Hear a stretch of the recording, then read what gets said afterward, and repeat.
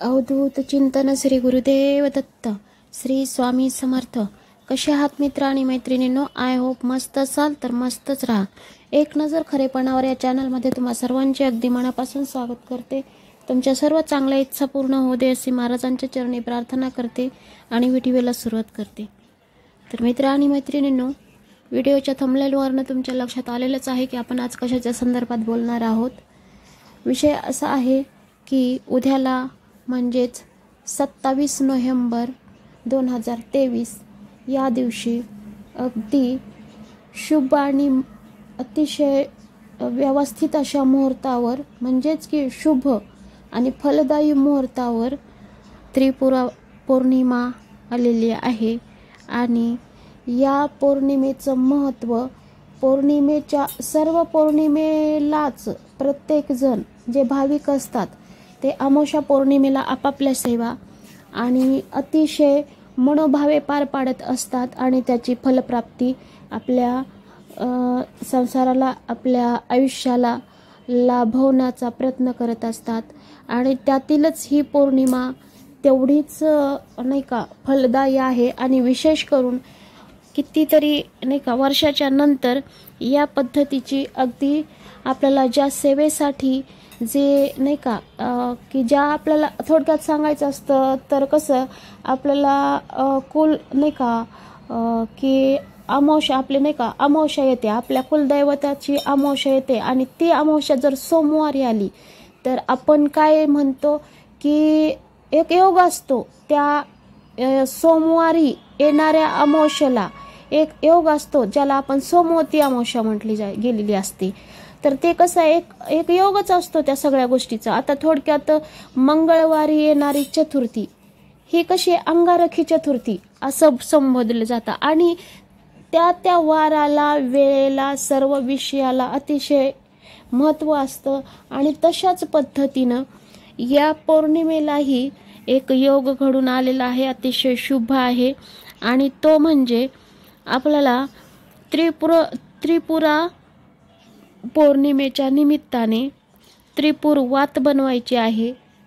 तर ती वात कुठल्या देवाला समर्पित करायची आहे? कारण सोमवार आलेला आहे आणि सोमवारी येणारी त्रिपुरा पौर्णिमा ही कार्तिक महिन्यातील पौर्णिमा असल्याने आपल्याला हिला त्रिपुरा पौर्णिमा असं म्हटलं गेलं आहे। आणि ही वात त्रिपुरा वात कशाला म्हटलं आहे की त्रिपुरा पौर्णिमा, तर ती त्रिपुरा पौर्णिमा कशासाठी म्हटलेलं आहे की त्रिपुरा वात बनवायची आहे। आपल्याकडे वाती असतात पहा, वाती कशा असतात की आपल्याला फुलवात बनवता येते, परत नाही का ती पंचपदी वात बनवल्या जाते। म्हणजे प्रत्येक देवाला सुद्धा वातीचं एक महत्त्व दिलेलं आहे। एक वात असते, 2 वातीची एक वात असते, 5 वातीची एक वात बनवते आणि अशा पद्धतीने 11 वातीची एक वात बनवतात। ज्याच्या त्याच्या नवसानुसार, ज्याच्या त्याच्या नाही का एक नियमावलीनुसार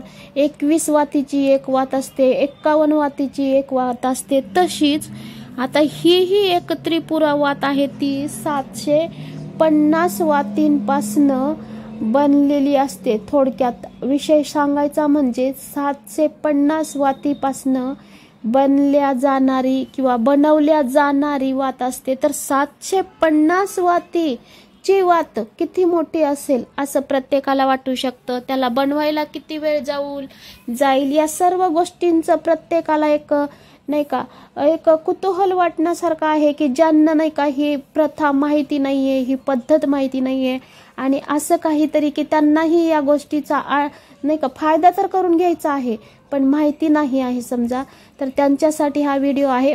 फार जास्त काही अवघड नाहीच आहे, फक्त एक आपले एक नाही का तेवढी आवड असली पाहिजे, आपल्याला ते हे करायचं आहे आणि होतं शक्य। आणि जर करता समजा असं नाहीये की माझ्याकडनं ही वात तुटली, निसटली, काय झालं तर ह्याची काय परिणाम नाही का। आता जसं की आपण कसं बोलतो की नाही का जेव्हा आपण लक्ष्मीला दिवा लावत असतो तेव्हा तो दिवा तडकला गेलेला नसावा किंवा नाही का असं दुभंगलेला नसावा, असे बरेच काही आपले भ्रम असतात, संभ्रम असतात आणि त्यातून आपण असं वाटतं आपल्याला की नाही का असं नाही झालं पाहिजे.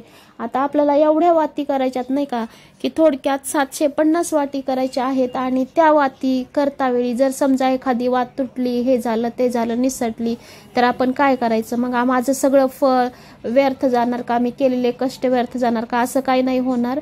तर विषय कसा आहे, थोडासा एक तर कसे आणि सोपं आहे, असं काही नाही की आता ही 750 वाती म्हणजे किती, आपण करता वेळीच थोडं नाही का बारीक पद्धतीची करायची, असं काही नाहीये की फार मोठ्या मोठ्या करायच्या. आणि 750 वाती म्हणजे काय करायचं, तर एक बारीक नाही का कापूस घेतलेला असू शकतो, तर त्या कापसाला आहे ना आपण जॉईंट करत चालायचं आणि वळत चालायचं, जॉईंट करायचं वळायचं, जॉईंट करायचं वळायचं. आणि हे करता वेळी समजा कुणाला गरमी असू शकते, कुणाचा हात ओलावा असू शकतो, असं तसं असू शकतं, तर त्यासाठी हे टिकण्यासाठी आणि हे पद्धतशीर बनण्यासाठी आपल्याकडे पावडर असतं, त्या पावडरची वापर करू शकता. नाही तुम्हाला योग्य वाटलं पावडरचं तर आपण रांगोळी वापरू शकता, कारण असं बारीक रांगोळी जी असते ती वापरू शकता. वापरायचं म्हणजे काय, तर एक आपल्या बोटाला फक्त बुडवून घ्यायचं बोट आपले त्या रांगोळीमध्ये आणि नंतर त्या जॉईंटला असं म्हणजे नाही का जॉईंट देत राहायचं. म्हणजे नाही का पिळून आपण जॉईंट वात बनवायची म्हणजे काय, पिळूनच वाट बनवतो आपण, असं काही नाही आहे की ती वात विणून बनवतो, विणून नाही बनत. आपण जेव्हा देवाची वात बनवतो तेव्हा हातावर असा पिळ देऊनच किंवा बोटावर पिळ देऊन बनवत असतो, तशाच पद्धतीनं करायचं आहे. आणि हे जेव्हा नाही का लांब असं दोरी बनेल, समजा एका हाताची दोरी बनेल, हे बनेल, तर तेव्हा ती वाट आपल्या 4 बोटाच्या अंदाजाने 4 बोटावरती ते गुंडाळून घ्यायची. एक विडा पूर्ण झाला तेव्हा त्या एका विड्याच्या 2 वाती होऊ शकतात. तर अशा पद्धतीनं 5 जरी विडे बांधले तरी त्याच्या 10 वाती होऊ शकतात, असा विषय आहे. आणि हे अगदी सोपं आहे. अशा पद्धतीनं आपण 750 वाती बनवून, सोपं आहे ते. आणि फार तर तुम्हाला सांगायचं बनवायचंच झालं, 1 2 3 जण असाल तर मग तर काय एक अर्धा तास पण नाही लागणार. आणि जरी एकटी असेल तर 1-1.5 तास लागू शकतो, की ते बनवण्यावर डिपेंड असतं. ज्याचा हात बसलेला असतो ते तर अगदी लवकरच बनवतात आणि ज्यांचा नाही बनलेला असेल तर त्यांना थोडा वेळ लागू शकतो. पण ते अशा पद्धतीनं मग तो वात तयार करायची आहे. मोठा दिवा घ्यायचा आहे, शक्य झालंच तर मातीचाच दिवा घेतलेला बरा ह्या वातीसाठी तरी. कारण विषय असा आहे की जेवढं तुम्ही, आणि उद्याच्या दिवसाला म्हणजे 27 तारखेला सगळीकडे दीप प्रज्वलित करायचा आहे, कारण तुळशीच्या लग्नाचा शेवटचा दिवस असणार आहे 27 तारीख. आणि तुम्हाला घरात जर बनवायचं, तुम्ही घरात पण हा दिवा लावू शकता, प्रज्वलित करू शकता. किंवा सोमवार आहे, तुम्ही शंकराच्या महादेवाच्या मंदिरात जाऊन करू शकता. स्वामींचे भक्त आहात तुम्ही, स्वामी भक्त आहात, स्वामी समर्थाचे भक्त आहात, दत्ताचे भक्त आहात, तुम्हाला तुमची ज्या पण देवावरची अगदी मनोभावे श्रद्धा आहे त्या देवाच्या समोर तुम्ही रांगोळी काढून अगदी आपलं खायचे पानं म्हणजेच पूजेचे पानं असतात, जे नागिलीची पानं म्हणून आपण हे केलेलं आहे, तर त्या पानावरती सर्वीकडून एकतर 11 पानं घ्या, 11 पानं नसेल तर 7 पानं, 5 पानं, तुम्हाला जेवढे शक्य असेल तेवढे, 21 पानं, जेवढा तो राऊंड बनवायचा असेल तेवढा गोल राऊंड बनवून हळदी कुंकू लावून त्या पानावरती ज्या तुम्हाला ज्या देवाच्या समोर, आता समजा तुम्ही स्वामींच्या समोर लावत आहात तर त्या पानावरती तुम्ही झालं शक्य तर हळदी कुंकानी स्वामी किंवा महादेवाच्या ठिकाणी करत असाल तर ओम, अशा पद्धतीचं तुम्हाला शक्य असेल तर तेही तुम्ही त्याच्यावरती काढा. नंतर सेंटरमध्ये हळदी कुंकू अक्षदा ठेवून पद्धतशीर स्वास्तिक काढा. त्या स्वास्तिक काढून त्यानंतर तो जो आपण वाती तयार केलेल्या आहेत त्या वाती पद्धतशीरपणे, एकतर तुम्हाला असं नाही का तुपाचा दिवा करा, तुम्हाला शक्य असेल तर, नसेल तर तुमच्याकडे जे तेल अवेलेबल असेल त्या तेलाचा दिवा करून आरती, म्हणजे नाही का रितसर आरती करून तुम्हाला ज्या देवाचं तुम्हाला हे करायचं आहे ती त्रिपुरा वात म्हणून त्या देवाला तुम्ही समर्पित करू शकता, प्रज्वलित करू शकता. त्यासोबतच तुम्ही त्या दिवशी म्हणजेच की नाही का त्रिपुरा पौर्णिमेच्या दिवशी शक्य असेल तिथं अगदी तुळशीपासून ते घरापर्यंत दिवाळीसारखे दिवे लावा. घर कसं अगदी प्रसन्न करा. असा काही विषय नाही की फटाके फोडले पाहिजेत वगैरे वगैरे, असा काही विषय नाही. पण तरीही ज्यांचं कुणाचं समजा तुळशीचं लग्न लावायचं या कालावधीत राहून गेलेलं असेल, तर हा दिवस तुळशीच्या लग्नाचाही शेवटचा दिवस आहे. ज्यांचे कुणाचे समजा राहिले असतील तुळशीचे लग्न लावून, तर त्यांनी पण ह्या दिवशी शेवटचा दिवस जरी आहे तरी पण या दिवशी तुळशीचं लग्न लावून, म्हणजे नाही का पूर्ण वार्षिक पद्धतीने आपण जो सण वार ज्या विधी पार पाडत असतो, तर ते पूर्णपणे पाडून नाही का आपण सर्व म्हणजे फलप्राप्ती आपापल्याला मिळवली पाहिजे असं.